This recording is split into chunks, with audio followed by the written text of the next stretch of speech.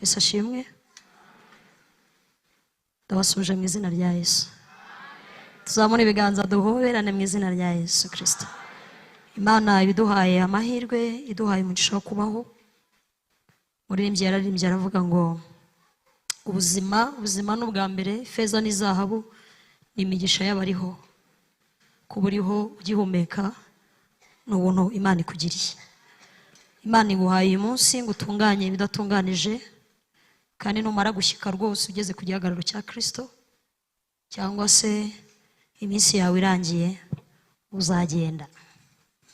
Imana rero iguhaye amahirwe ngo utunganye ibidatunganye. Nitwa Joseline Mukatete, ndi umukristo wa hano, ndi umukobwa, hanyuma ngize umugisha ukomeye wo kuba imbere y'abera. Ntabwo njya mbimenyera, mba numva atari n'ibintu. Iyo ngiye kubwiriza mba numva ari ubwa mbere ngiye ku ruhimbi kuva nabaho. Ibyo bituma rero icyubahiro cya Kristo ntakivogera ngo mpangare kumureba mu maso uko niboneye, ahubwo dushima imbaraga ze zidushoboza. Aha niho hantu ntinya mu buzima honyine, kubera ko tuba tuvugira umugabo uzi kwivugira, ufite abakozi benshi, ushoboye guhamagara abakomeye n'aboroheje. Kungirira icyizere rero ntabwo biba bisanzwe. Imana ihabwa icyubahiro. Bashumba, abayobozi b'itorero, mwaragize neza kunyizera, mukanyizerera muri Kristo Yesu ngo uyu munsi mpagarare imbere y'abera. Turabibashimiye. Reka dusome amagambo y'Imana.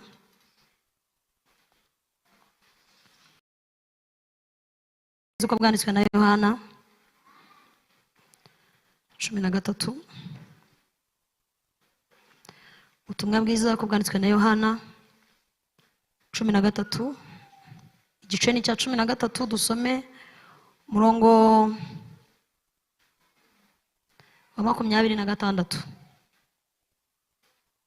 Yohana 13 umurongo wa 26. Dusome mu izina rya Yesu. Ubutumwa bwiza uko bwanditswe na Yohana ni page 110, isezerano rishya, umurongo wa 26 w'igice cya 13. Yesu aramusubiza ati, uwo ndi bukoreze inogo nkayimuha ni uwo. Nuko akojeje inogo arayenda yiha Yuda Isikaryota mwene Simoni. Hanyuma yo guhabwa iyo nogo nibwo Satani yamwinjiyemo. Nuko Yesu aramubwira ati, icyo ukora gikore vuba. Ariko nta n'umwe mu bare bicaye basangira nawe wamenye icyatumye amubwira atyo, kuko Yuda yari afite umufuka w'impiya. Nicyo cyatumye bamwe bakeka yuko Yesu yamubwiye ati, genda ugura ibyo dushaka kurya ku munsi mukuru, cyangwa ati, gira icyo uha abakene. Nuko Yuda amaze kwakira inogo, muri ako kanya arasohoka, kandi hari nijoro. Amen. Urwandiko rwandikiwe Abaheburayo, igice cya 5 umurongo wa 12. Urwandiko rwandikiwe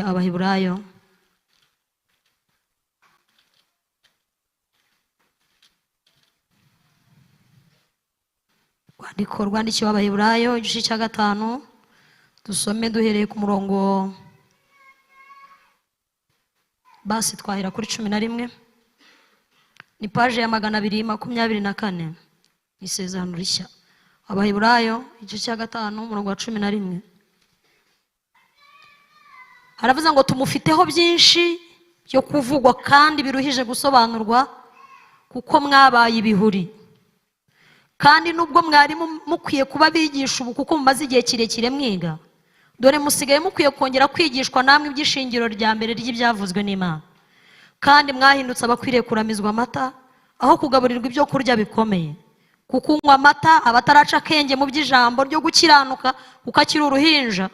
Ariko ibyo kurya bikomeye ni iby'abakuru bafite ubwenge, kandi bamenyereye gutandukanya ikibi n'icyiza. Amen. Dusoreze muri urwo rwandiko rw'Abaheburayo 11, abariho dusoreza mu gice cya 11 murongo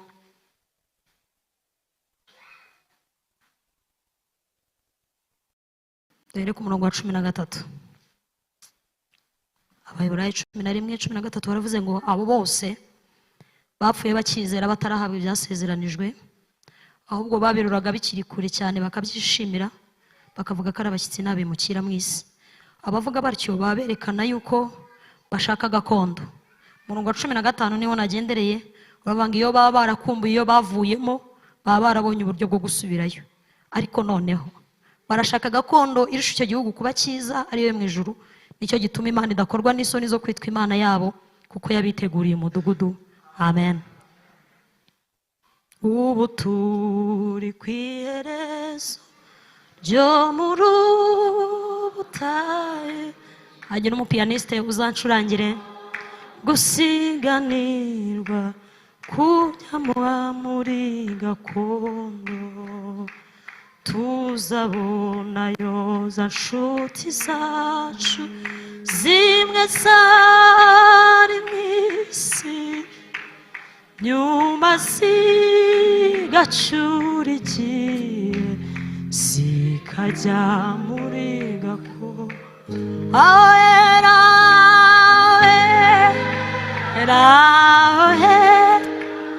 Nifuza kuzagerayo, nkaririmbana n'abawe indirimbo zo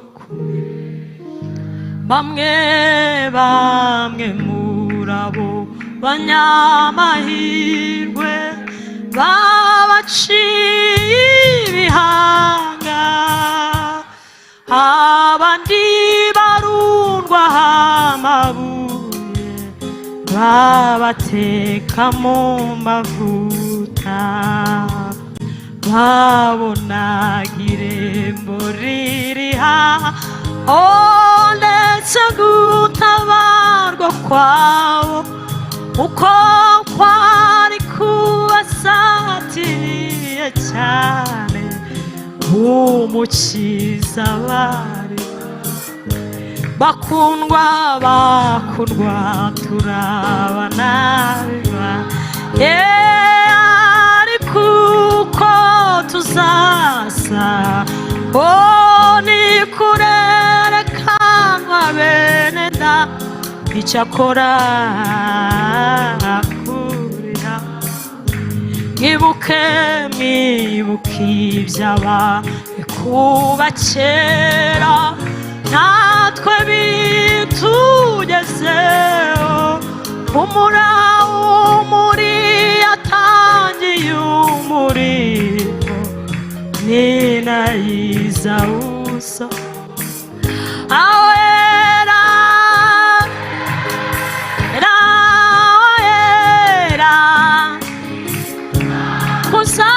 kuzagerayo, jewe nkaririmbana n'abawe indirimbo zo bazarabagirana iteka ryose. Asante. Tugiye kuganira aya magambo afite intego ivuga ngo agakiza kaduhesha kudapfira Imana ubusa. Haleluya! Imbaraga y'agakiza iduhesha kudapfira Imana ubusa. Gukizwa, kwizera, kumenya Yesu bitumye turi mu isi tutarimbura mukoro, tudapfiriye Imana ubusa. Twese amen. Bitumye tudapfira Imana ubusa. Turahana Imana itubitse, itwizeye. Imana iratwizeye. Kandi bitandukanye nuko ifata ibizima, kuko ibizima biba ahantu hataba ibyaha. Bitandukanye nuko ifata abakuru n'abamarayika n'abakerubi n'abaserafi, kuko bo baba ahantu Satani ataba. Ahubwo twebwe iduhozaho ijisho kubera ko itwizera. Ibyo rero bituma tutayipfira ubusa, kubera ko twahawe ibiruta ibindi byose. Reka dukomere Imana amashyi menshi. Amashyi menshi kwa Yesu. Haleluya!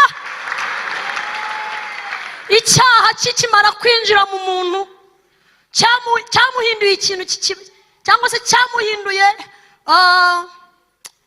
kimuha ishusho Imana itari yarateganyije, kimugira uko Imana itabipanze. Icyaha cyahinduye ishusho, gihindura shape, gihindura imimerere, indangagaciro n'ibintu byose Imana yari yashyize mu muntu.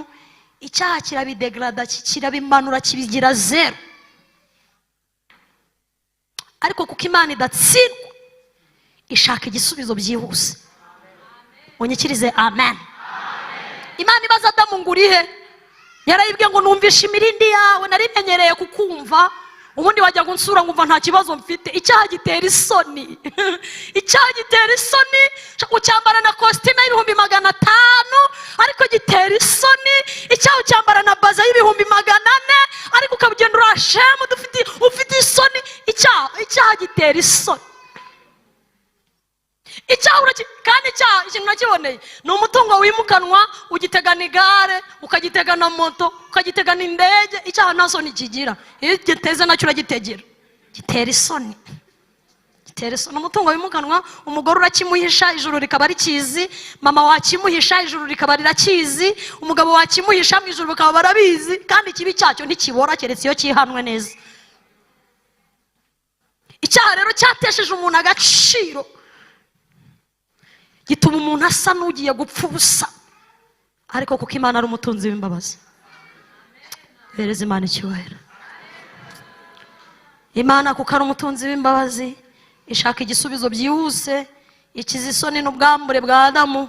Bibiliya ivuga ngo imudodera ubucocero mu biti, mu bibabi by'ibiti iramwambika. Iramubwira ngo ariko nubwo wambaye, sohoka hano. Adamu niwe mukristo wa mbere wahejwe. Rero ntago Imana ntigira isoni zo guheza. Kandi niwe mukristo wahejwe n'Imana, nta mushumba uhari. Yezwe n'Imana, nta mushumba uhari. Barambwira ati tuvira ahangaha. Bahita bashyiraho umukerubu ufite inkota ityaye na bugingo n'ubu ntashobora. Yego rero wowe ntiyagutinya. Urumva wayagutinya koko? Imana yagutinya. Imana itaratinya guheza Adamu, ariwe muntu wa mbere yari iremye, iramwirukana burundu kugeza uyu munsi. Ariko kubwo kwizera Kristo ngo tuzongera dusubire muri Edeni yacu. Kristo niwe Edeni yacu, naho iyo hariya hepfo irakinze nta muntu yijyamo. Icyaha rero cyatesheje umuntu agaciro, gituma yenda gusa naho apfiriye Imana ubusa. Ariko Imana igenda ishaka ibisubizo uko bwije n'uko bukeye. Imana yagiye ishakisha umuntu mu bantu, uhereye kuri Adamu gukomeza. Abeli biramubonye barapfuye, irakomeza ishakisha ba Enoke, irakomeza ba Aburahamu baraho hafi, ba Nowa baraho hafi. Mbese Imana yagiye ishakisha umuntu mu bantu nkuko nawe yagukuye mu bandi bantu. Haleluya, haleluya. Igenda ishakisha umuntu mu bantu, buri kinyejana na buri cyiciro cy'ubuzima Imana yagendaga igiramo intwari. Kandi icyo nkundira Imana ntiyabura intwari. Imana iyo ibuze intwari mu bariho, yishakira mu bazavuka ejo. Haleluya, haleluya. Imana iyo ibuze intwari mu bariho, yishakira mu bazavuka. Yayibura ku mugabo ikayishakira mu bizabyara, yayiburira mu bo yabyaye ikabashakira mu buzukuru. Mbese Imana ntiyibura intwari no mu bariho iyo babuze, itegura aho bazavukira, ikavuga ngo kugira ngo izina ryanjye ritazima mu isi, nzibonera ubuturo. Abanyumvise twese amen. Dusomye ijambo ry'Imana muri Yohana 13. Yuda numwe mu bagabo bantangaza muri Bibiliya, ariko uyu munsi ho ni umunsi wantangaje cyane. Yesu yitegura gupfa, barimo barategura Pasika. Yabwiye abigishwa ngo bagende bategura ibya Pasika, kandi babikora nk'uko yabibabwiye. Iri joro rero barimo barasangira bari ku meza uko bari 12. Intumwa za Kristo uko zari 12, na Yuda yari ahari. Ikintu cyantangaje muri aya magambo nuko mu bantu Yesu yahaye igaburo ryera cyangwa yahaye umutsima, na Yuda yarageze gute? Na Yuda yarahari.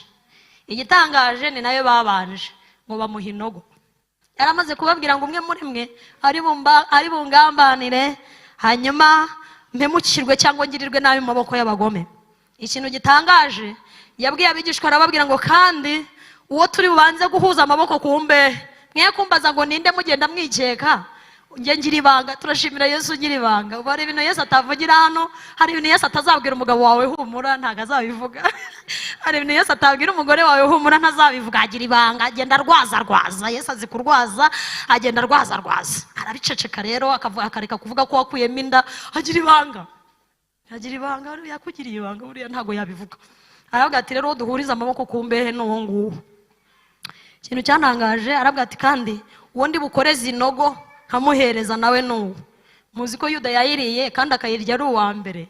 Inogo Mwuka Wera yamishuriye, arambwira ngo ni ibyishingikirizo by'isi by'ubuzima busanzwe. Inogo yaba amafaranga, inogo yaba bya bindi twita imigisha, ariko birasi imigisha. Hari igihe Yesu ashobora kukubanza ariko ukarimbukana inogo.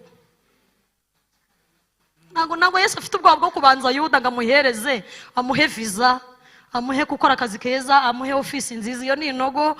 Ntabwo Yesu afite ubwoba bwo kugushyingira akanabivugaho, agenda abivugaho. Ntabwo Yesu afite ubwoba bwo kugwaka, ntabwo Yesu afite ubwoba bwo kugwa abana. Iyo ni inogo. Ntabwo Yesu rwose yatinya kukwambika garderobe zikuzura imyenda, ibyo nta kibazo. Uzi igitangaza nuko Yuda aziyahura yariye inogo.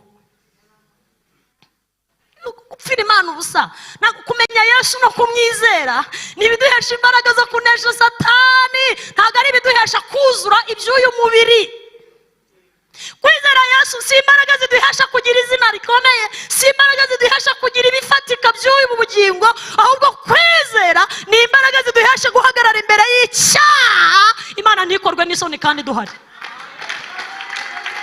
Ayo mashini baraya Yesu tuyakome cyane.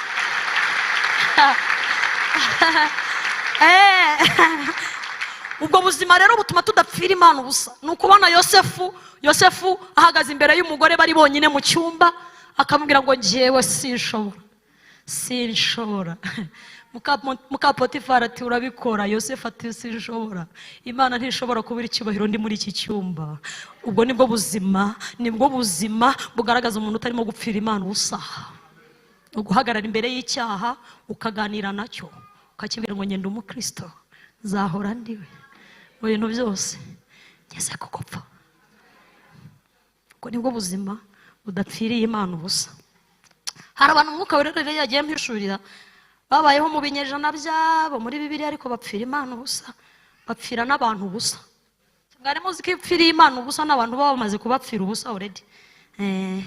Hari umuhungu umwe wantangaje muri Bibiliya witwa Amunoni. Amunoni ni umuhungu wa Dawidi, ariko uyu Amunoni yabaye igitangaza. Amunoni ngo yagiriye irari mushiki we bavukana kuri se, ngo yajya amureba ati mbega amataye we. Yesu ati mbega agakobwa keza, ati shushu switi hati, kandi ari mushiki we. Amunoni ararwara irari, yari riramwica. Atuma kuri se Dawidi arambwira ngo papa nyoherereza Tamari mu rugo, ndarwaye ndarembye, azantekera udutsima atumpereze ku murere. Bibiliya iravuga ngo Dawidi yohereza Tamari nk'uwohereje mushiki kwa musaza. Kandi nawe niko byagendekeye. Wagiye wizeye ko musangira igaburo, ugenda wizeye ko muririmbana, ugenda wizeye ko mwasenganye kanyarira.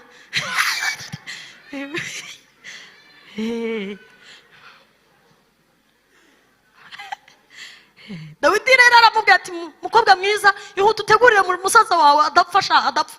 Kumba arwaye irari. Ahageze Tamara arateka, arashyashyana, ateguye udutsima nyine nk'umukobwa uzi ubwenge, ariko utasenze ngo abaze Imana. Abaze Mwuka Wera nka marene mukuru, aragenda arategura udutsima, aragira gute, abaraje ati grafere kariho ku meza ngwe nurye. Amunoni ati ntago nza muri saro, kuri saro amanje nzanira mu cyumba. Tamara ati nta kibazo uri musaza wanjye. Aratereye agasahani arajyanye, ajeje mu cyumba urufunguzo abavuniyemo. Tamara agira ngo bari gukina puranka. Amunoni ari gukina puranka murazizira. Hanyura ngo ari gukina puranka, kumva ibintu byakomeye. Umuhungu yamaze gupfira Imana ubusa, burundu byarangiye. Amunoni ati nyegera mushiki wanjye. Amunoni akamwegera, Tamara akagira ngo ari gutanga akaya kuri mushiki we. Birangira amufatiye mu cyumba, aramwangiza, aramusambanya. Bibiliya iravuga ngo Tamari kuko yari azi icyo akoze, yarazi ikimubayeho, aravuga ngo sinzongera kuririmbana ibi bintu, sinzongera kubidiyakonana, sinzongera kubibwirizanya, ntarabyatura, ntarabwira abisiraheli bose bimbayeho, memu na data akwiriye kumenya icyambayeho, sinshobora kubitangiraho amaturo, nubwo byabaye nta wundi muntu uhari, ariko hari ijisho ry'Imana yandebaga, ngahita yiyambika umwambaro w'abamaraya, haravuga ngo nahinjiye ndi umukristo, ariko mpasohotse ndi umupagani inyuma y'abandi bose. None ntago nabeshya idini ngo mpeze mbiririmbireho, nkomeze mbyambarireho baji, nkomeze mbitangireho igaburo, nkomeze, ntago nabishobora kubitegeraho ibitambaro, sinabibasha. Ngahita yiyambika umwambaro w'abamaraya, bigaragaza ko yataye ubukobwa bwe, tazagira n'abandi bahungu bamwibeshyaho. Umukristo utazi guhisha intege nke ze, umukristo uzi igikwiriye n'igikenewe, ntago ahisha intege nke ze. Murimbyi yaravuze ngo dore nambaye ubusa, ndakwinginze ntunyambike, sinabasha kwikiza, ndagushaka muntu. Yemwe abakomerekeye mu byumba bya ba Munoni Pole, abakomerekeye mu byumba bya ba Munoni Pole, Pole, mwahuye n'abamaze gupfira Imana ubusa, babangiriza ubukirisitu. Aba Munoni rero hari abakomerekeye mu tubari, hari abakomerekeye mu byumba bya ba bosi, hari abakomerekeye ku bakozi babo basize abagore mu nzu.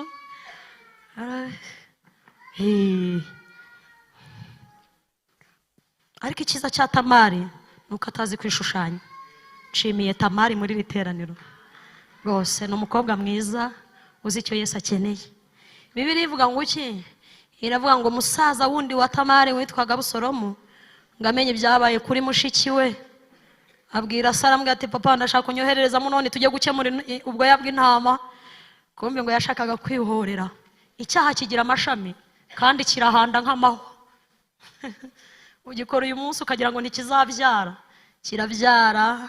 Cyane cyane icyo ubusambanyi, cyo ni kibi cyane, kingira ingaruka ku bazagukomokaho.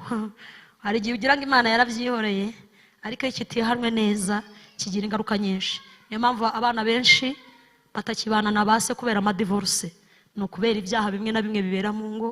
Amadepression ni indwara zikomeye zo mu minsi y'imperuka zinjiye mu mitima y'abantu kubera ingaruka y'icyaha. Ariko naje kubabwira umuti, nuko mwizera uwo Yesu Imana yatumye ari we Yesu Kristo. Abanyumvise twese amen. Abusalomu abwira papa ati mumpe tugende. Kumbe yari yateguye inkota icyaye neza, ngaragenda aramufata muti kuri inkota, aramwicara avuga ati icyo wakoreye musaza wanjye, nguko uko uruherereka mushiki wanjye, nguko uko uruherekane rw'ibyaha rwagiye rugira ingaruka mu muryango wa Dawidi, kubera ko nawe hari igihe atabaye maso. Nyine Imana irambwira iti buretse gatoya nzagenda nkora akantu kamwe kamwe. Imana idufashe cyane. Abanyumvise twese amen.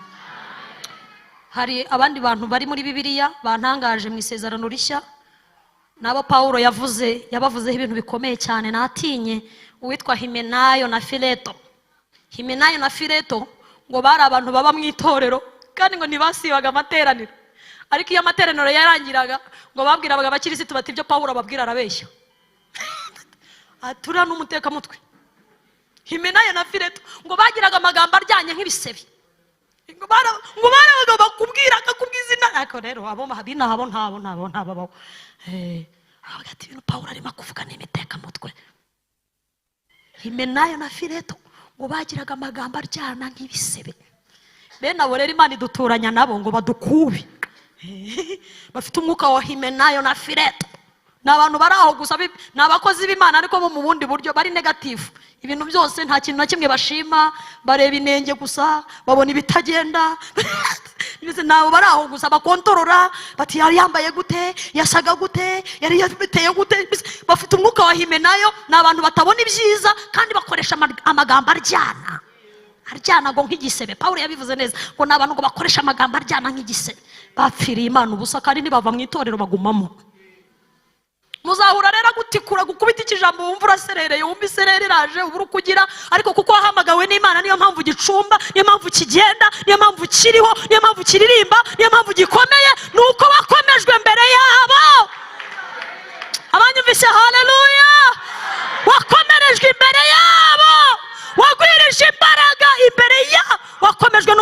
turusha amaboko.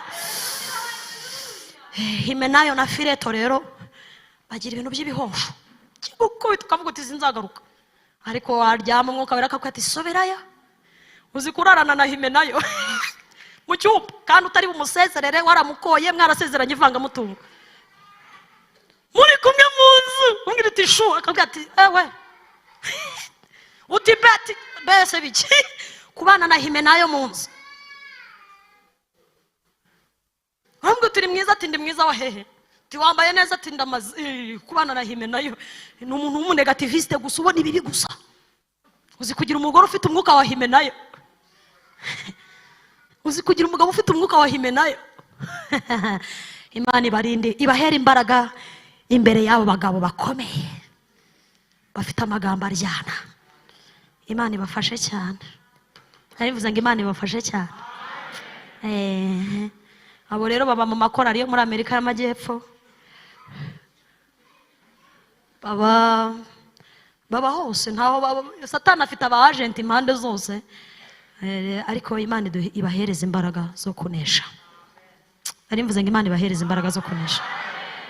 Abaje gusenga amen, abataramiye Imana haleluya, abagiye bapfira Imana ubusa kandi baba mu rusengero babana n'abandi bazima.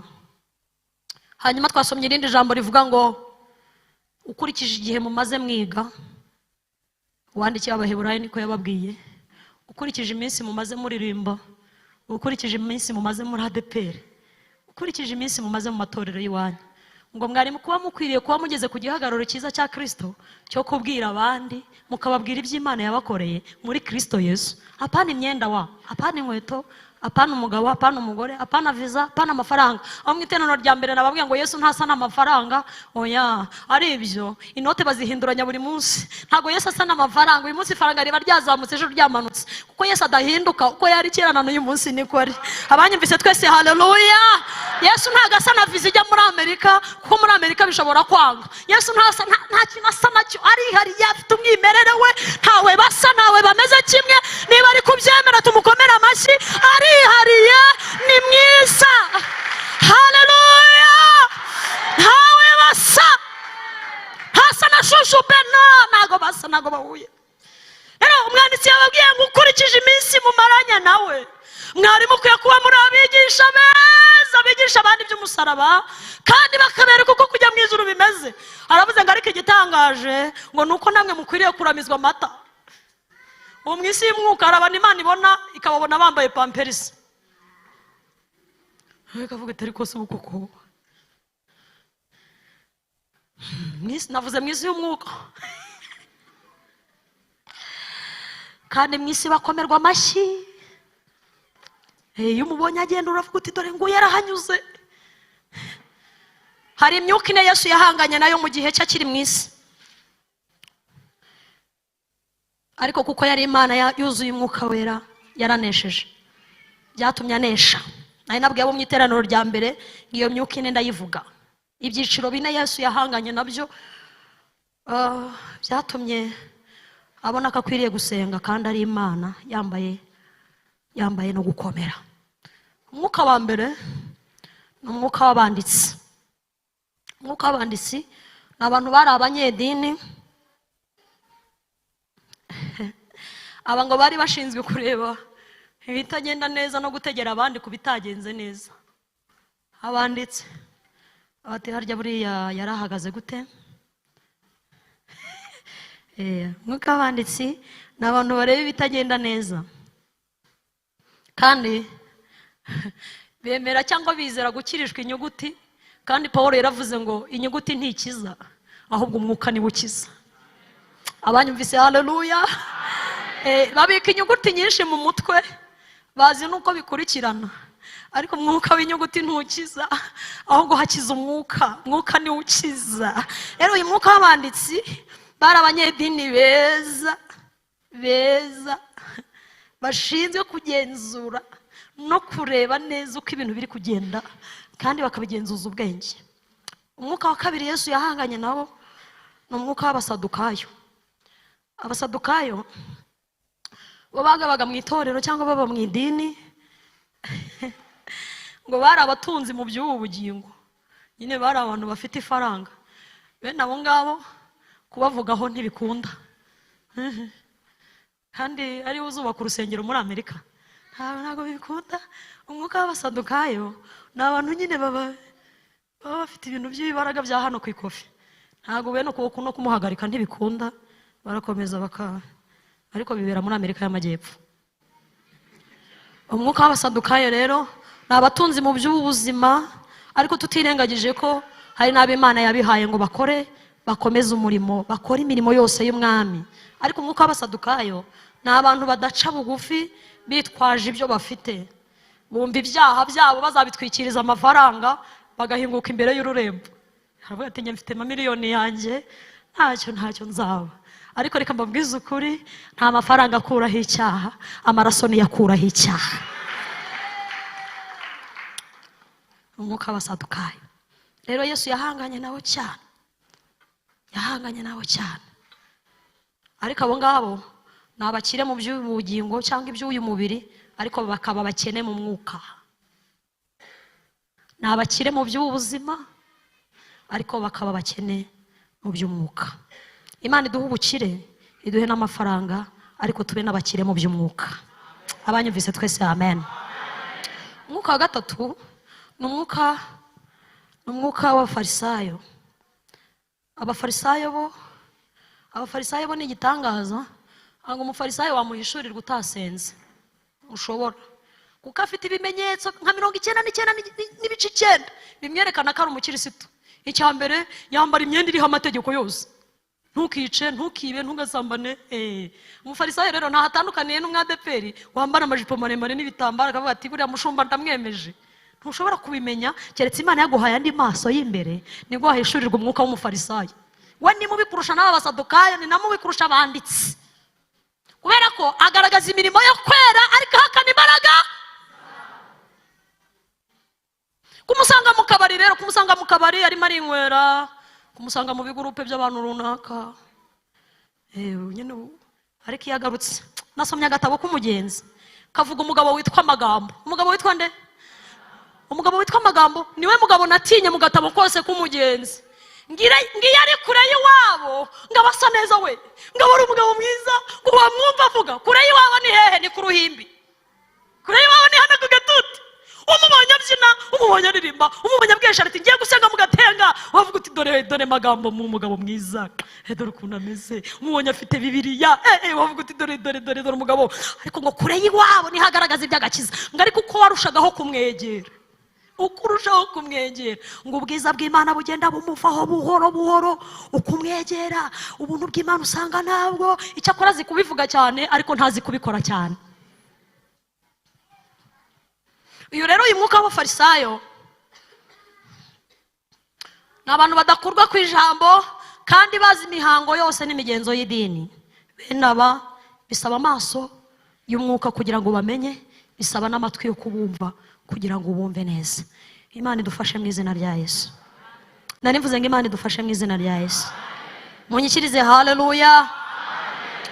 Bibiliya yavuze ngo iyo baba barakumbuye iyo bavuyemo, bari bafite uburyo bwo gusubirayo. Ngo ariko igituma badasubirayo, ngo barashaka gakondo irusha icyo gihugu kuba cyiza. Ngo nicyo gituma Imana idakorwa n'isoni zo kwitwa Imana yabo, kuko yabiteguriye umudugudu. Ndashaka kubabwira intambwe 9 zigaragaza umuntu urimo uragenda asubira inyuma buhoro, agenda agwa buhoro. Kandi buri Imana izi kurwaza.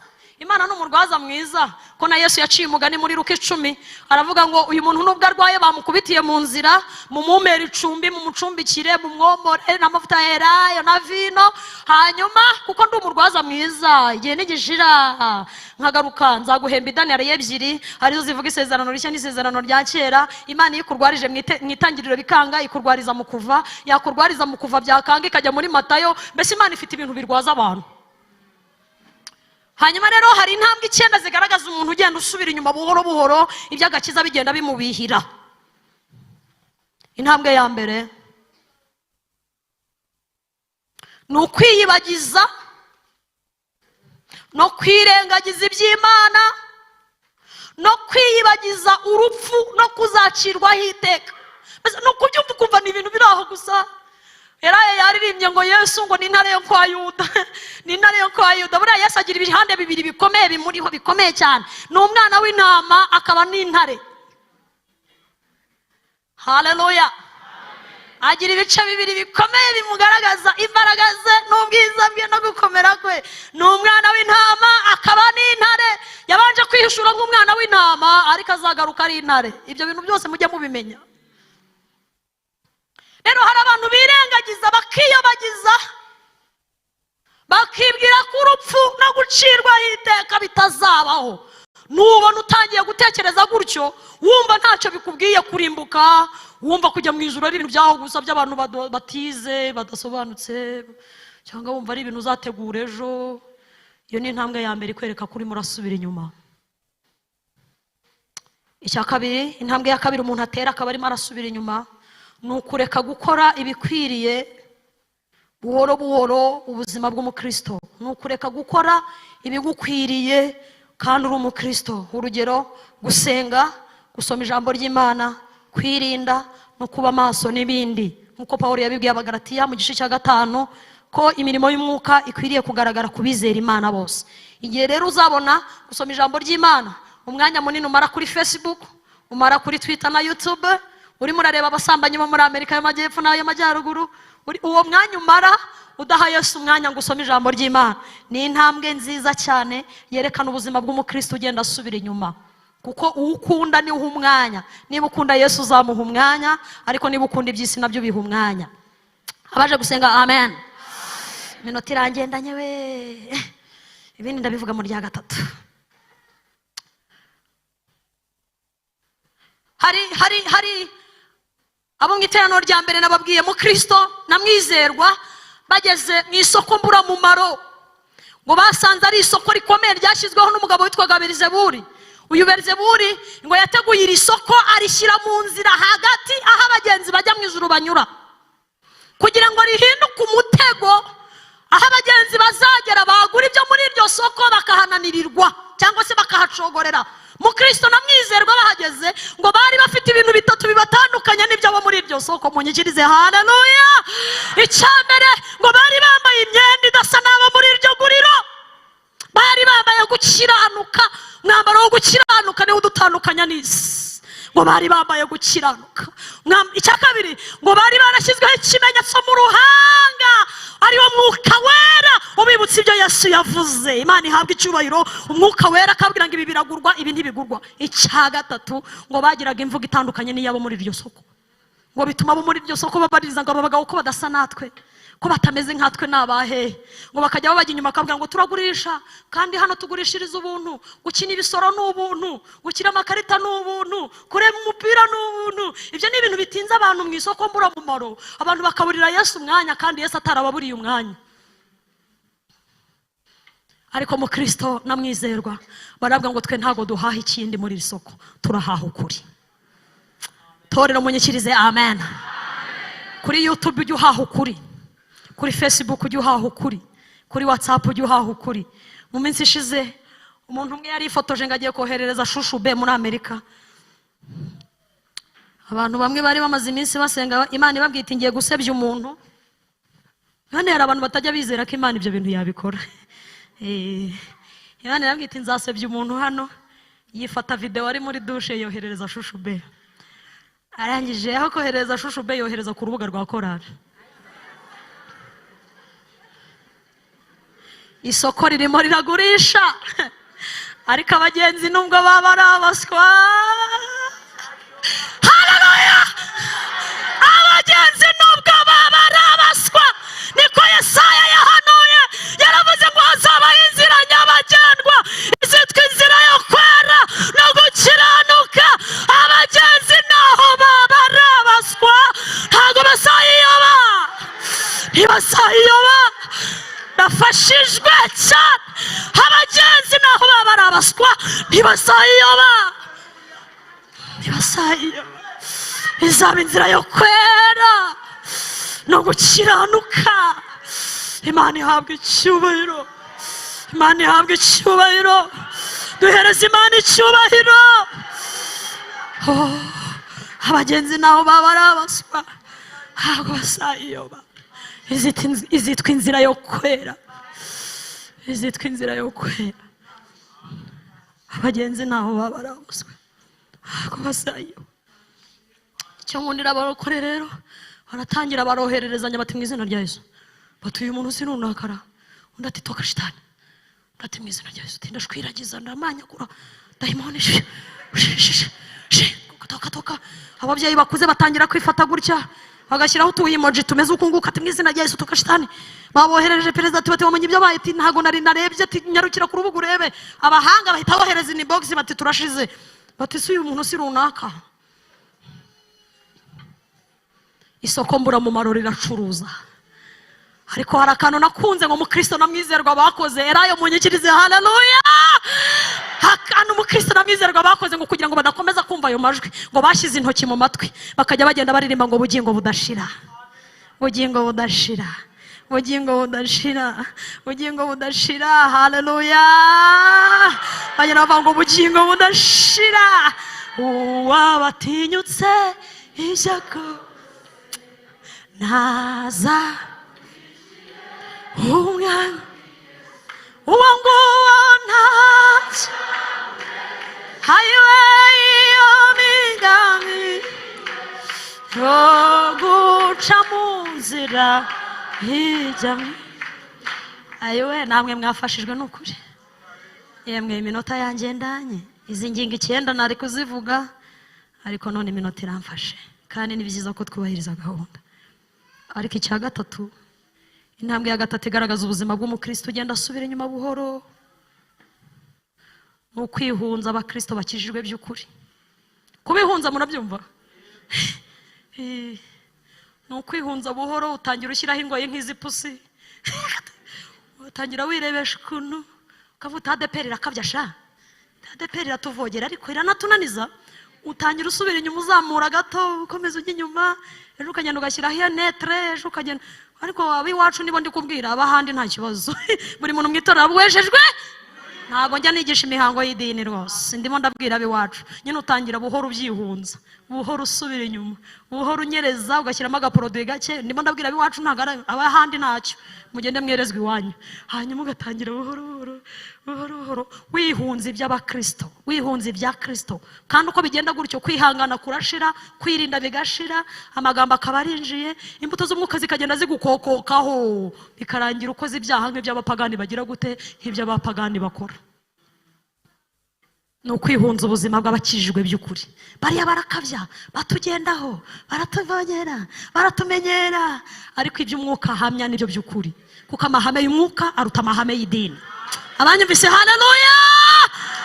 Amahame y'umwuka aruta y'idini. Iby'umwuka avuga bari byo uzakora. Kandi ijipo Yesu atakambara ntuzayambare, ipantaro Yesu atakambara aho Yesu atakicara ntukahicare, ntago Yesu yarara mu kabara ariko. Nukuri ntago yabiku, ntago Yesu yakambara kuriya nukuri. Basi tube n'imfura, tube n'imfura. Ibintu Yesu atakora ntimuzabikorera Tanayote, ibintu Yesu atakora ntimuzabikorera Kristo. Torero rya Gatenga ibintu Yesu atakora ntimuzagire gute, ntimuzabikore. Songa mbere amatunda yiko. Amen. Imana ibaha umugisha mu izina rya Yesu. Reka duhomeke amaso yacu dusenge. Alera soda ebara shekostida ela sozeketa la bosha. Hallelujah. Bibiliya yavuze ngo iyo babarakumbuye iyo bavuyemo bari bafite uburyo bwo gusubirayo, ariko bahawe imbaraga zituma badasubirayo, ahubwo bahawe imbaraga zituma bakomeza. Bazagurukisha amababa yabo bakomeze, bazagenda be kunanirwa, baziruka be gucogora, abatombiriye ingororano. Reka nkwinginge wowe wari umaze iminsi irimo yakumaramo imbaraga, igutwaza igitugu, utangiye kugenda usezera ubuzima bw'abakristo, wumva bikugora, wumva hari ibintu ushaka kurya, wumva hari ibintu ushaka kwambara, wumva hari ibintu ushaka kureba. Kandi ndimo ndumva umwuka wera hari umutima arimo araganiriza. Umaze iminsi hari ibintu ureba, umaze iminsi hari ibintu wumva bigenda bigukamuramo imbaraga z'umutima, ugenda usubira inyuma buhoro buhoro, ugenda usubira inyuma gake gake. Ariko uyu munsi muri iteraniro hari imbaraga zikomeza abagenzi. Imana yambwiye ngo ntuyipfire ubusa, irashaka kuguha imbaraga muri Kristo Yesu. Kandi Imana ntiyifuza kugutakaza umwanya wawe urahari muri Kristo, umwanya wawe urahari mu ijuru, yifuza kuzabana nawe. Ninde utarakizwa ngo yizere Yesu? Ninde waguye agasubira inyuma agakora ibyaha by'abapagani, iby'umugabo atazi, iby'umugore atazi, iby'abana batamenye, iby'undi muntu wese umwisi atamenye, cyangwa hari n'ababimenye? Ariko ubwire Yesu ngo ndemeye uyu munsi, nemeye kubamba kamere yanjye, nemeye kubamba inarijye, nemeye kubamba ingeso zanjye, ndashaka gusa na Yesu wambabariye. Zamura ikiganza cyawe tugufashe gusenga. Nta soni biteye niba ushaka kwakira Yesu, nta soni biteye niba ushaka kongera gusubirana imbaraga. Icyaha gikoze isoni, icyaha kiramwaza, icyaha gikoze isoni abakomeye, ariko uyu munsi wizere Kristo urahabwa imbaraga.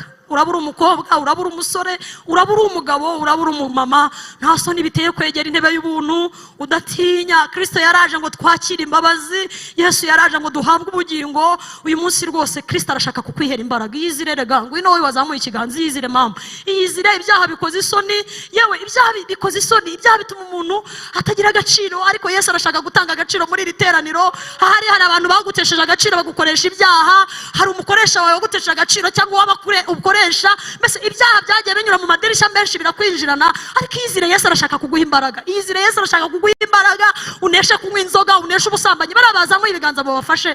Hari n'igihe aribwo bwa mbere baba baje mu materaniro ari abashyitsi, hanyuma mubafashe, mubazane buhoro buhoro, mubazane buhoro buhoro, mubatware gake gake. Aba ni ab'agaciro mu bwami bw'Imana. Iyizire musore mwiza, ngwino Yesu akugirire neza. Imana ibahe umugisha, muhisemo umugabane mutazakwa. Nushaka ko tujyana, reka twinginga abashumba baze dufatikanye gusenga. Mwiringira, mwiringira, ayo ihane, nawe turagutegereje, uwo mutwaro wikore.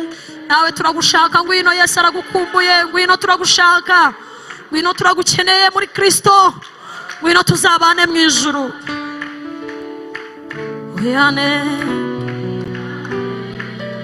wihane.